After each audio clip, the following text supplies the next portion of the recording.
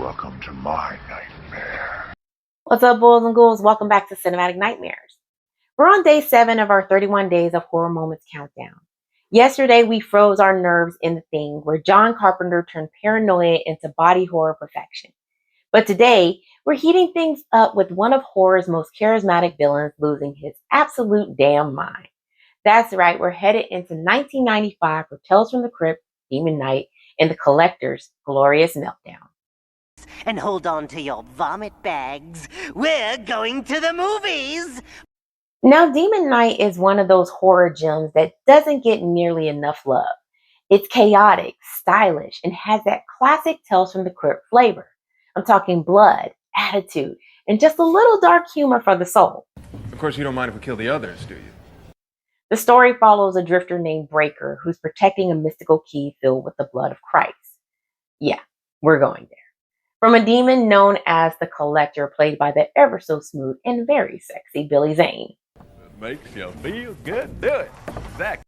Now, while most movie demons brood or whisper creepy Latin, the Collector, he is a whole vibe. When he gets on the scene, he walks in like he owns the joint, cracking jokes, and somehow makes pure evil look like a rock star role.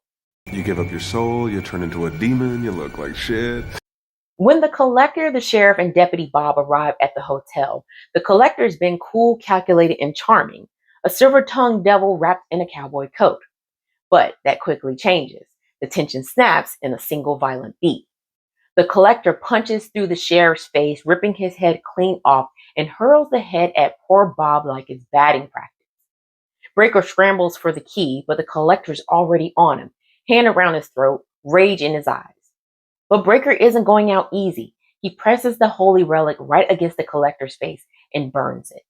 His skin sears and bubbles. The charm evaporates, and with a low growl, the Collector smashes through the window, crashing into the night. And that's when he snaps. Humans! You're not worth the flesh you're printed on! Fuck this cowboy shit! You fucking ho dunk, po dunk, well then there, Motherfuckers! All you have to do is give me the goddamn key! Then we could get on with our lives.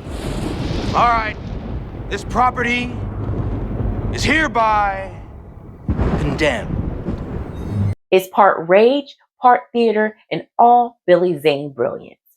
Then with that same twisted flair, he slices open up his palm, green blood spilling from the wound, and he flings it across the ground, and that's when things go from meltdown to massacre.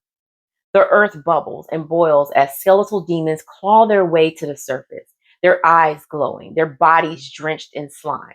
Within seconds, the Collector's tantrum becomes a full-blown demonic invasion. For this scene, most of the rant was improvised. Zane leaned into the campy tone of Tales from the Crypt and just went for it. And director Ernest Dickerson loved it so much he left the whole meltdown untouched. And honestly, it's one of the best choices ever made in 90s horror. It's so rare you get a villain who's scary, funny, and magnetic all at once. No disrespect to Freddy Krueger. But Zane managed to be menacing without ever losing that charm. And that's what made the Collector unforgettable. You're not just watching evil, you're watching someone have fun being evil. And that right there is horror gold. Give me the key, Brayker, for crying out loud. So whether you love Demon Knight for its chaos, its gore, or just Billy Zane's swagger, this scene will forever stand as one of horror's greatest meltdowns. It's really like the man said if you knew who I was. So, what do you think? Did the Collector steal the show, or is there another horror villain who had a better meltdown? Drop it in the comments below. And stick around, boys and ghouls, because tomorrow's horror moment dives deep into psychological terror, and you might want to keep the lights on for this one.